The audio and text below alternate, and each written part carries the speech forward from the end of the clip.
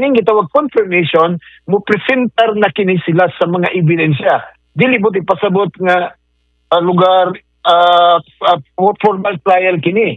Just to present nga dunay gitawag reasonable grounds to believe na iyang nabuhat kini, pero di mo pasabot ka convicted na siya. Ilang lang tanaw kung doon na may reasonable grounds na ihiring kini. Muning gibutang karon sa lugar mo kining gibuhat karon sa confirmation hearing.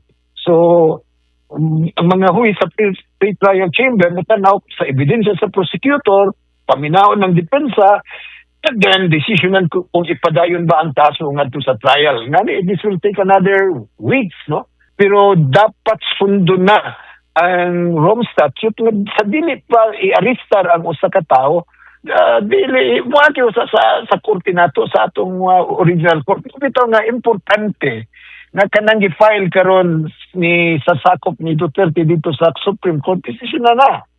Pinagi sa gitawag nato Interpol, valid ba kini under our law? Dapat na mo lihok na ang Korte Suprema niini dunay guidance ang ICC or anybody else aron makita gyud nga kung doon na may sunod na kaso, dili na mo diretso we surrender lang dayon sa presidente, ilabi na kung kontrapartido, then pwede na i-diretso sa ICC without passing sa atong mga korte.